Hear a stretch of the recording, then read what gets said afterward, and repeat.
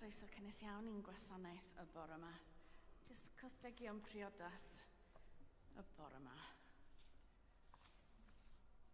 Yr wyf yn cyhoeddi gostegion priodas rhwng Jamie Glyn Edwards o Frodeiniol a Tara Cymun Bendigaid o Frodeiniol.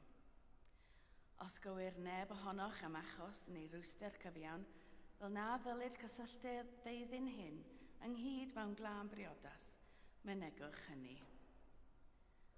A dyma'r trydydd tro o gyfynnu'r hyn.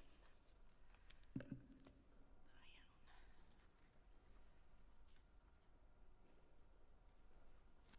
Fel hyn y byddaf yn dyfendithio trwy fy oes ac yn codi fy nwylo mewn gweddi yn dy enw.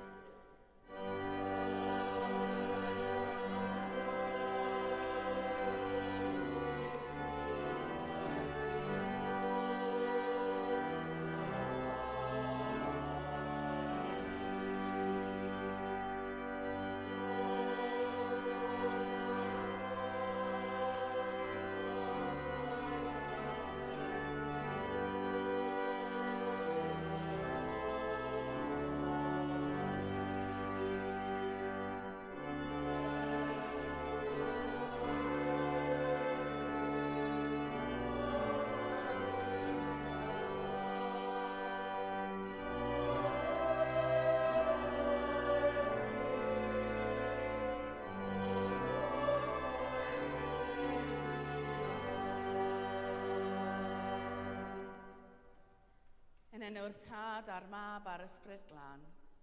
Amen. Gras a thangnefedd a fo gyda chwi. Fel hyn y byddaf yn dyfendithio trwy fy oes ac yn codi fy nwylo mewn gweddi yn dy enw.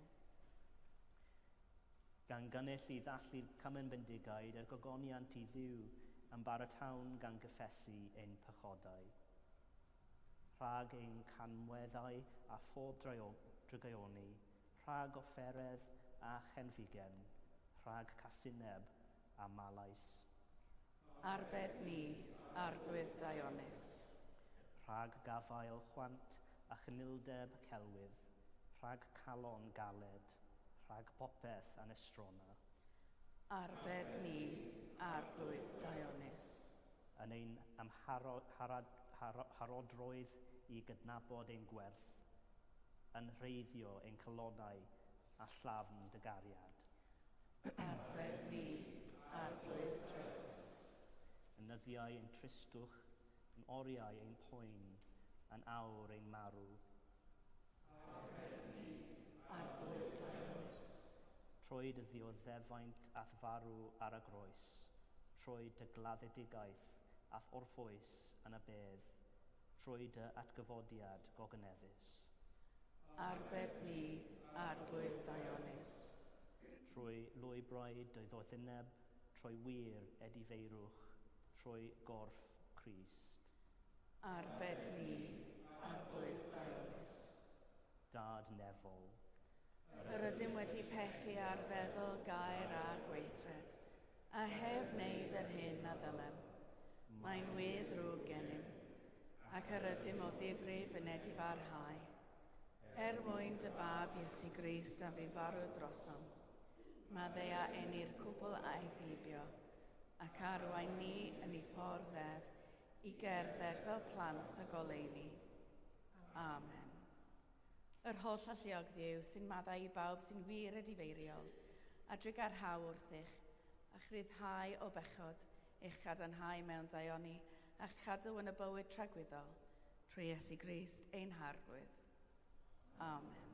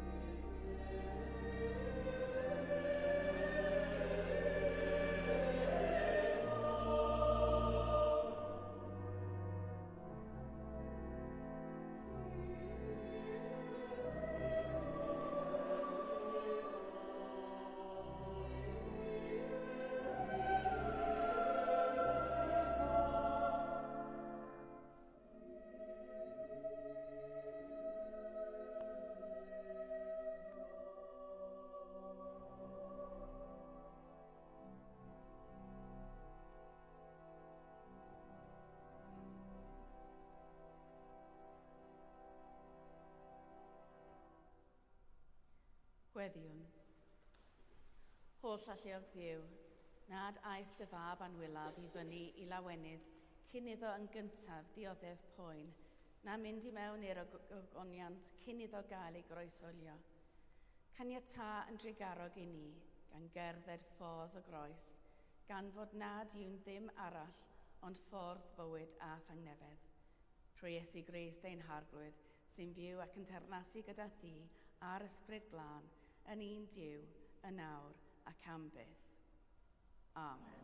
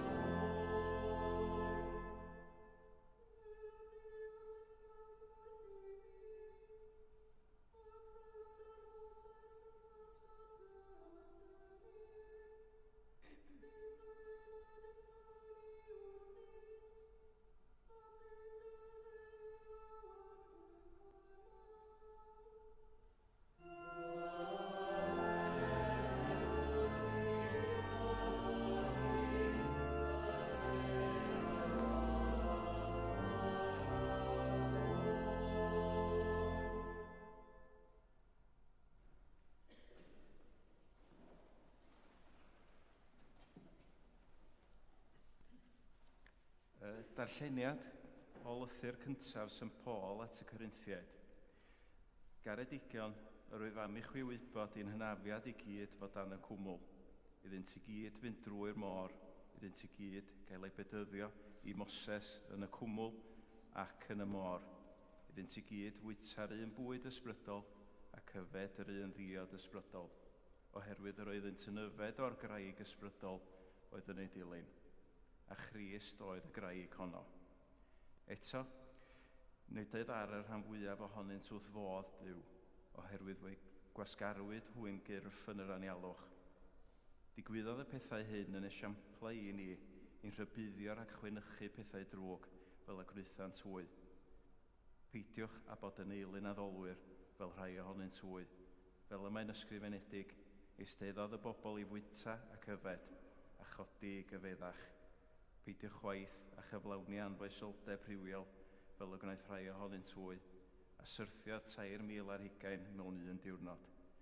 Peidiwch a gosod Grist ar ei brawf fel y gwnaeth rhai ohonynt hwy, ac fe difethwyd gan seirff.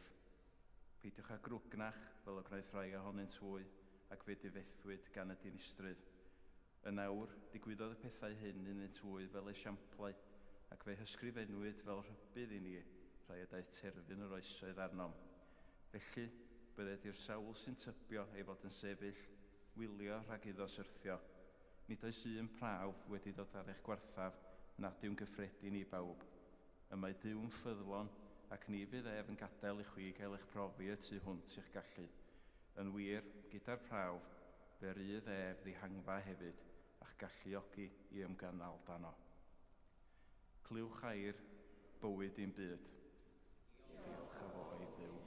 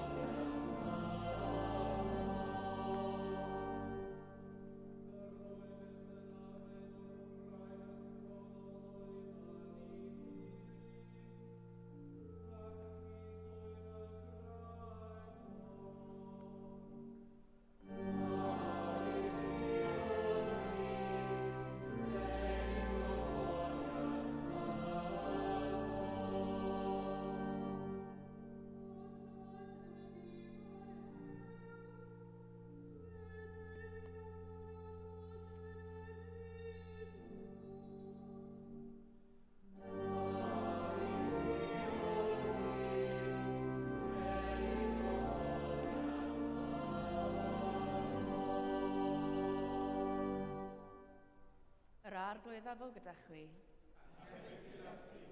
Randewch I fengil Crist yn ôl Sant Lig. Bryd hynny, daeth rhwyrai a mynygu iddo am y Galileaid y cymysgodd Pilat ei gwaed a'i hybeth. Atebodd ef hwy, a ydych chi'n tybio fod y rhain yn waith pechaduriaid na'r holl Galileaid eraill, a meddynt dioddef hyn. Nag oeddent, meddaf wrthych. Eto, os nad ydy fer hewch, fe dderfydd amdanoch oll yn yr un modd. Neu'r deunaw hynny, y syrthiodd y tŵr arnynt yn Silom ac a'i lladd. A ydych chi'n tybio fod y rhain yn waith troseddwyr na holl drigolion eraill Jerusalem? Nac oeddent, meddai wrthych. Eto, os nad ydy fer hewch, fe dderfydd amdanoch oll yn yr un modd. Adroddodd y dameg hon, yr oedd gan rhywun ffigus bren wedi ei blannu yn ei wynllan. Daeth I chwilio am ffrwyth arno, a ni chafodd ddim, ac meddai wrth y gwynllanwr. Ers 3 blynedd bellach, rwyf wedi bod yn dod I geisio ffrwyth ar y ffigus bren hwn, a heb gael dim. Am hynny, tor ef I lawr. Pam y caiff dynnu maith o'r pridd? Ond atebodd ef, Meistr, gad iddo eleni eto, I mi balu o'i gwmpas, a'i wrth teithio. ac os daw a ffrwyth y flwyddyn nesaf, popeth yn iawn, onid cei ei dorri i lawr. Dyma efengyl yr arglwydd.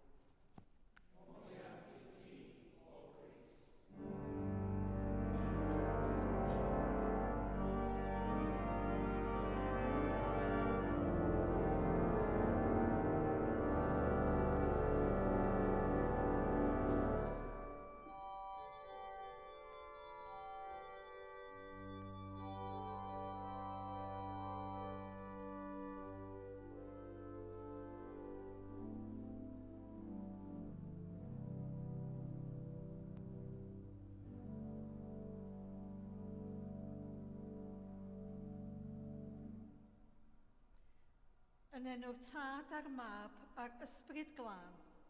Amen.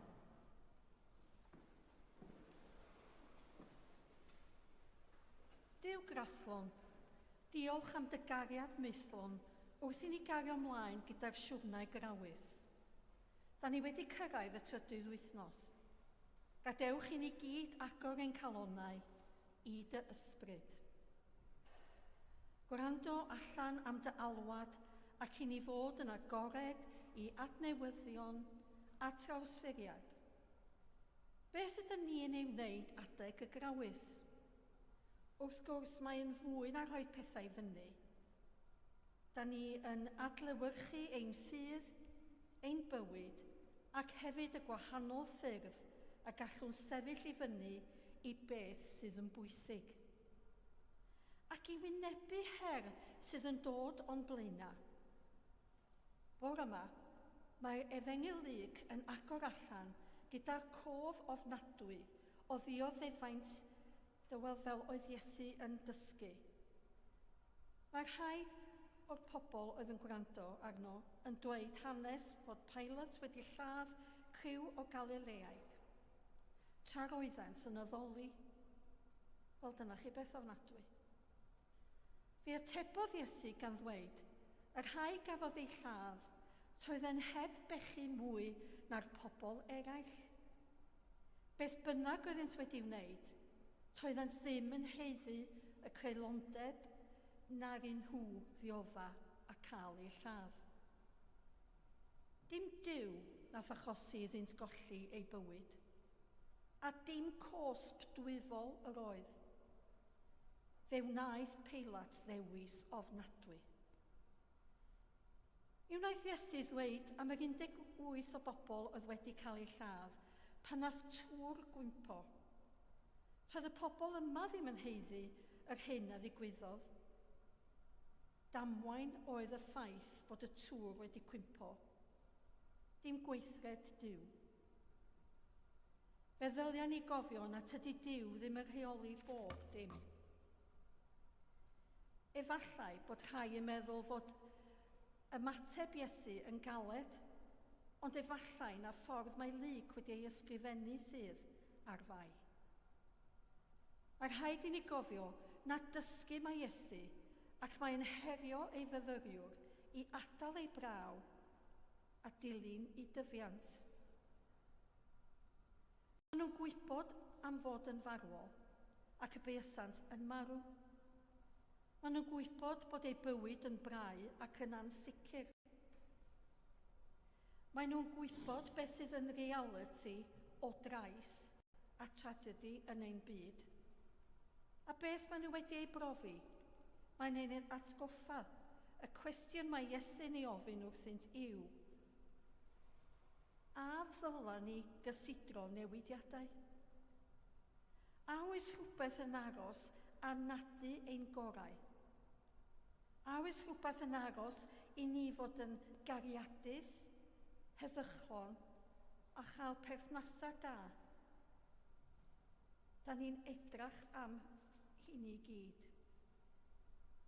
Os di hyn yn wir, efallai na wwan ydy'r amser i newid. Beth dwi'n feddwl bod Iesu'n ei ddweud yw peidiwch a'i adael yn rhy hwyr. Edif ar hewch a byw eich bywyd yn llawn rwan. Pan da ni yn ystyried ein angen i edifeirwch, ydym ni'n meddwl amdano fel unigolyn?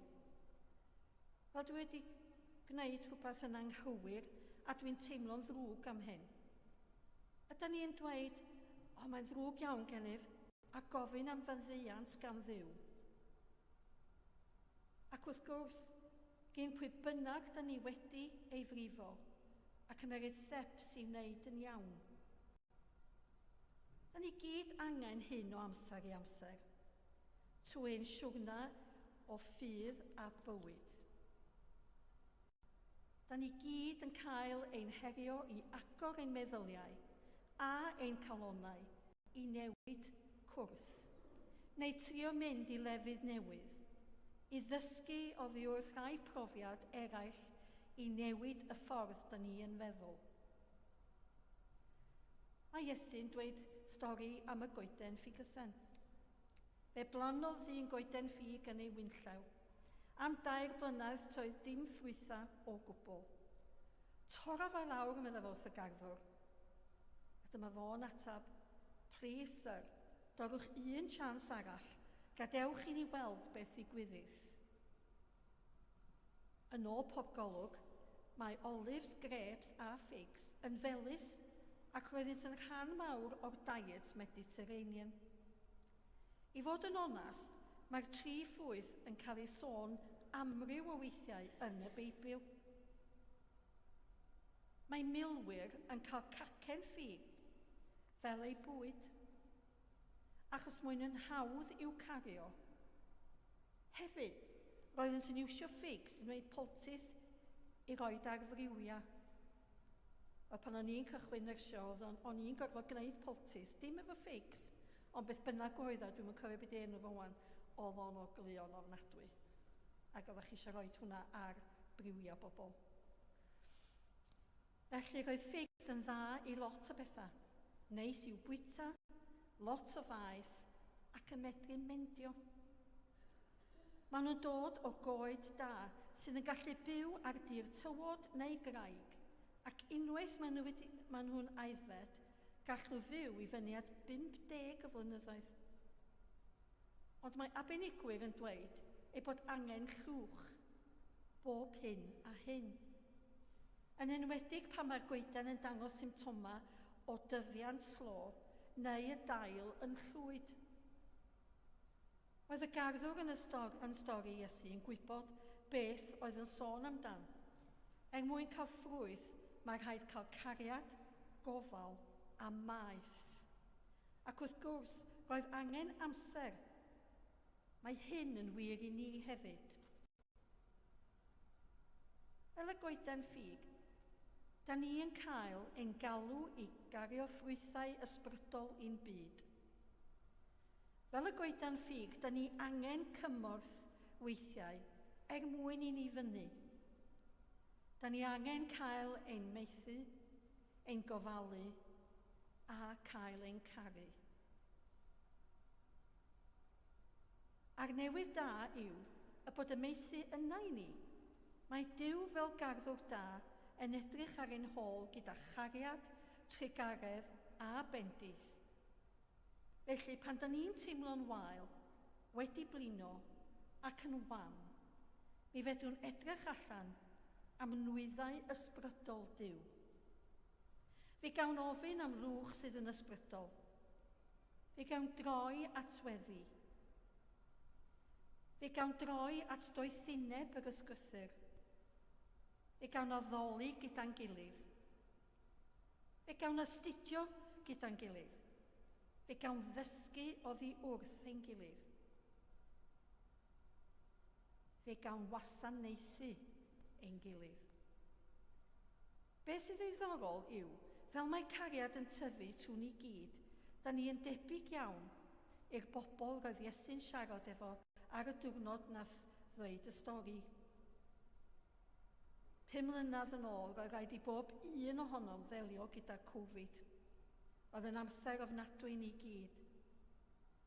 Roedden ni gyd yn grenedig, yn wyllt ac yn ddigalon hefo'r digwyddiadau yn Ukraine. Y dyngarwch, y trais, disynwyr, Da ni gyd yn poeni beth sydd am ddigwydd nesaf. Mae'r sefyllfa yn ofnadwy. Mae rhaid i ni obeithio am y gorau a peidio roed hyn i fyny. Yn ein bywyd i gyd, mae rhaid i gariad wneud gwahaniaeth. Yr her mae Iesu'n ei roed i ni yw i wneud gwahaniaeth yn wyneb yr herio.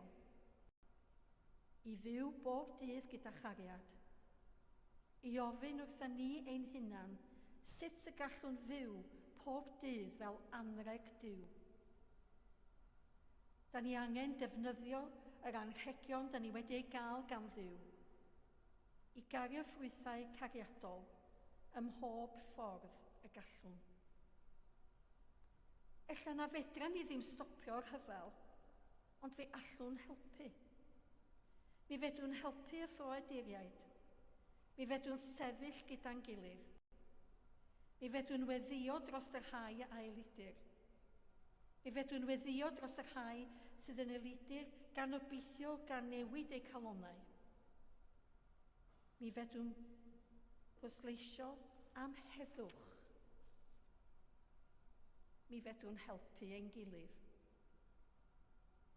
Fedra ni ddim rhoi i fyny. Pan da ni yn teimlo ddaear o danant yn symud ac mae'r llawr yn galed, efallai fe rhaid clofio yn ddyfnach. Efallai fe rhaid i ni ofyn wrth Dduw am faith. Fe all yn rhoi ein cred yn y garddwr sydd wedi ein plannu. Mae Duw yn dehau am ein tyfiant ac am i ni ffynnu. Mae Duw eisiau gwynlla'n ffrwythlon a ardd sydd yn dod o gynhiaf o faith a iachad i bob un o'i blant. Felly, rydym angen i gario ymlaen i dyfu. Amen.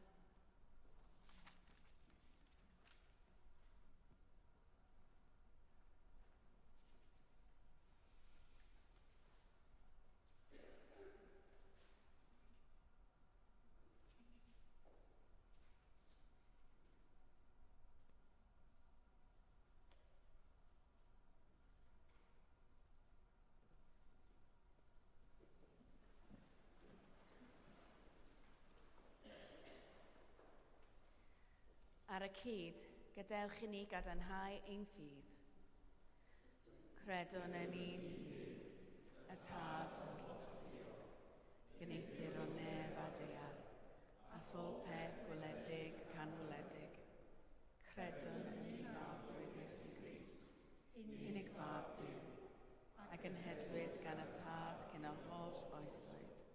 Duw o Dduw, lewych o lewych, gwir Dduw o wir Dduw, wedi ei gynhedlu, nid wedi ei neithir, yn un hanfod â'r tad, a thrwy ddywef gynnau pob peth, ein mwyn ni ac ein iachadwriaeth, disgynodd o'r nefoedd, trwy neth yr ysbryd glân, daeth yn gnawd o fair forwyn, a fe gnaed yn ddyn. Fe groes hylwyd drosom dan Pontius Pilat. Dioddefodd angau ef ei claddwyd. Atgyfododd y trydydd dydd yn ôl sgrythyrau, ac ysgynodd i'r nef, ac yn eistedd a ddeheilawr tad, a daw drachefn mewn gogoniant i fanu'r byw a'r meirw, ac ar ei deyrnas ni bydd diwedd. Credwn yn yr ysbryd glân, yr arwydd roddwr bywyd, sy'n deillio o'r tad a'r mab, ac ynghyd â'r tad a'r mab, a gyd addolir ac y gyd o gyneddir, ac y lefarodd trwy'r proffwydi. Credwn yn un eglwys lan Gatholig ac Apostolig, cyd na byddwn ni'n beddyd maddeuant pechodau, a disgwyliam am atgyfodiad y meirw, a bywyd y bydd sydd i ddyfod. Amen. Gyda'n holl galon a'n holl feddwl, gweddiwn ar Dduw.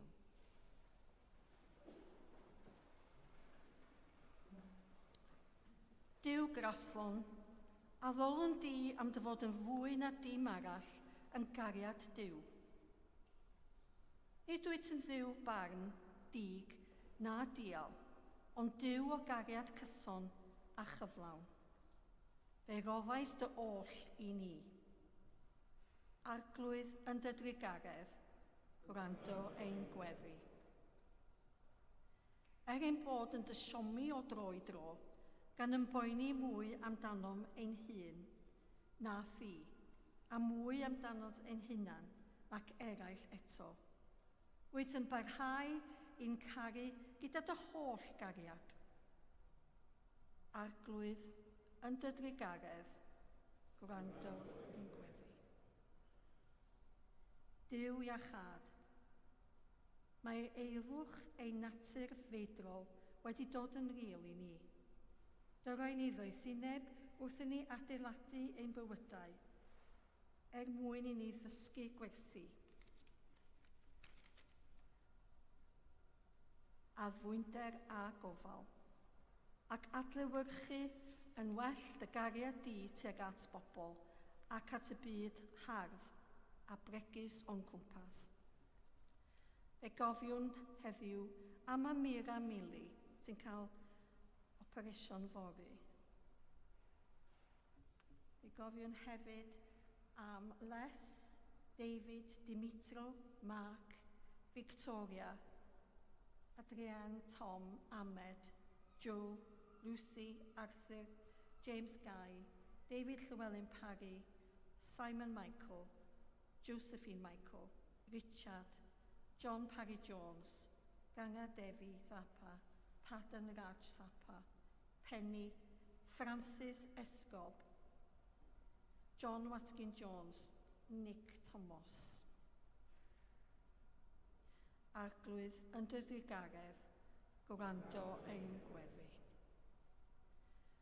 Ymddiredwn i'r ofal graslon pawb a fydd arw yn ffydd Crist. Caniatau ni gyd hwy gyfan yn dy deyrnas. Yn enwedig fe gofiwn am Mrs Dorothy Dickey, Roger Harcourt, Joseph Panchikel, Abraham, Margaret Pantos, Falmai Davies, Dennis Griffith a Mair Howell. A rhai sydd efo Gwyl Goffa, Gwyndaf Booth a Norman McDermott. Gorffwys tragwyddol dyrddiddynt o arglwydd a llywyrched goleuni gwastadol arnynt. Gorffwysed hwy mewn tangnefedd a chyfodi mewn gogoniant. Duw graslon, cynorthwya ni i ddydnabod fel bod y gariad yn llifo trwyddym, yn esgyn mewn addoliad, sy'n llifo i'n cymdeithas. Wyt wedi rhoi dy oll i ni.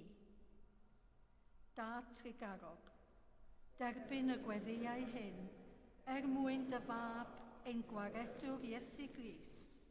Amen.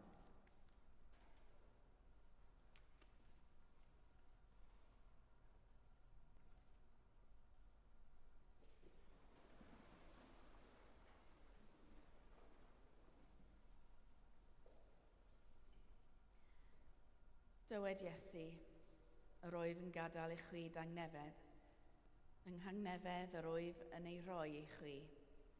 Peidiwch a gadael i ddim gynhyrch eich calon, a pheidiwch a gofni. Tangnefedd yr arglwydd a fo gyda chwi bob amser. Rhannwn arwydd o dangnefedd.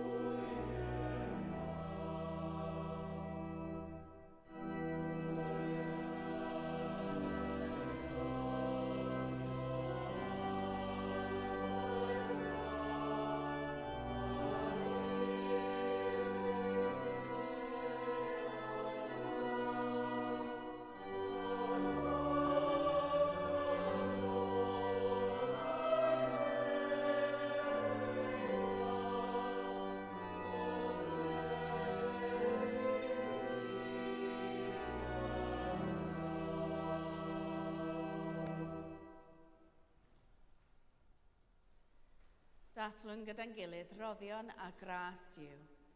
Cymerwn y bara hwn, cymerwn y gwyn hwn, i ddilyn y siampl Crist, ac i efyddhau i'w ochymyn. Yr arglwydd a fo gyda chwi. Dychefwch eich calonnau. Diolchwn i'r arglwydd ein diw. Iawn yn wir, ein dyletswydd a'n llawenydd bob amser ac ym mhob lle yw diolch i ti, Dad Sanctaidd, holl alluog a byth ddiwiol ddiw, trwy Iesu Grist ein harglwydd. A brofwyd ym mhob peth, ond na phechodd, trwy ei ras, medrwn drechu bob trigioni a byw mwyach nid i ni ein hunan, ond i'r un a fi farw'r trosom ac a atgyfodwyd. Felly gyda llir angylion a holl gwmpeinir nef, cyhoedd yn ogoniant dy enw ac ymuno â hwy yn ei hemyn di-derfyn o fawl.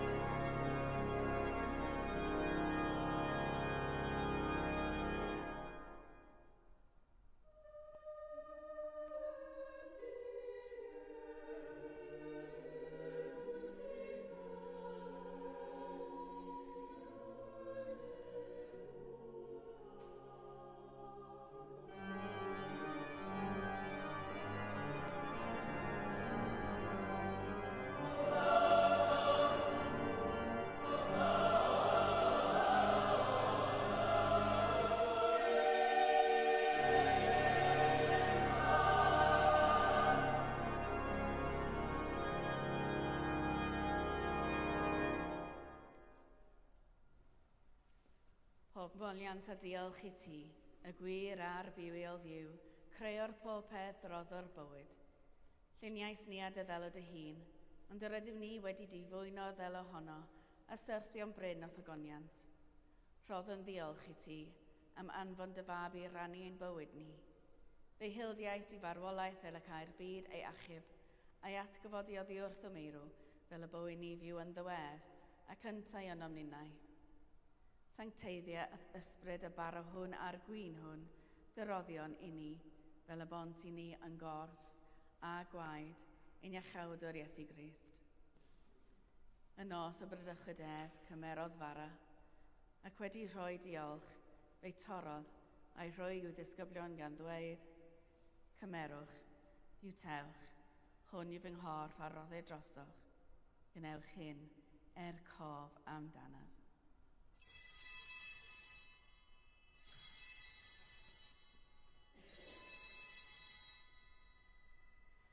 Yr un modd ar ôl swper cymerodd y cwpan, ac wedi rhoi diolch, fe roddodd iddynt gan ddweud, yfwch o hwn bawb, oherwydd hwn yw fy ngwaed o cyfamod newydd, a dywelltir ar drosoch a thros lawer, maddeuant pechodau.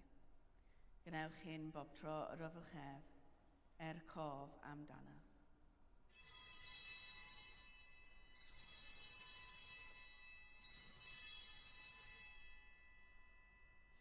Cyhoedden ddirgeledd y ffydd. Bu farw Crist, atgyfododd Crist, daw Crist mewn gogoniant. Fel y gochmynodd ef i ni o dad, yr ydym yn cofio Iesu Grist y fab, gan gyhoeddi ei farwolaeth fuddugoliaethus a chan ymlawenhau yn ei atgyfodiad, a disgwyl iddo ddod mewn gogoniant. Deuwn ar bara hwn a'r cwpan hwn i ti, derbyn ein habeth o ddiolch a moliant. Adfer ac adfwyad y holl bobl, adnewydda ni a phawb y gweddi yn trostynt, a thras, a thfendydd nefol, a derbyn ni yn y diwedd, gyda llosaint, i'r llawenydd di-derfyn hwnnw, a addawyd i ni gan dy fab ein harglwydd Iesu Grist. Trwy ddywef, gydag ef yn ddywef, yn un dod yr ysbryd glân, eiddo ti dad holl alluog, yw pob anrhydedd a gogoniant, yn oes oesoedd. Amen.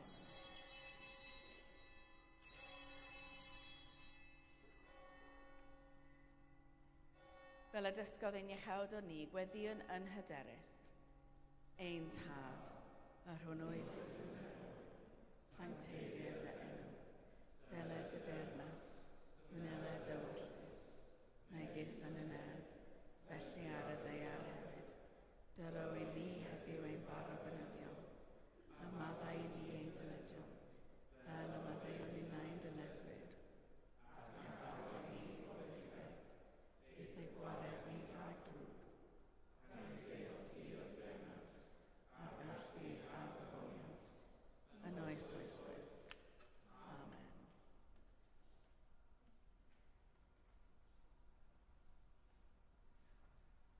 Rydym yn torri'r bara hwn i rannu yng nghorff Crist, yn unau'n llawer, un corff ydym, gan ni oll.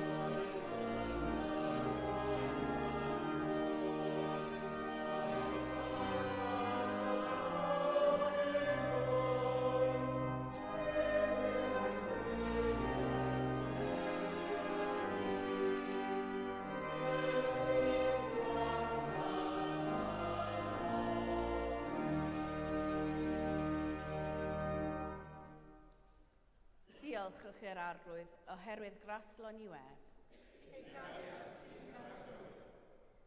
Erfynion arnat, holl alluog ddiw, edrych a ddeisyfiadau gostyniedig dyweision ifydd, ac estyn dy heilaw dy fawredd, i fod yn ymwared i ni rhag ein holl elynion, trwy Iesu Grist ein harglwydd.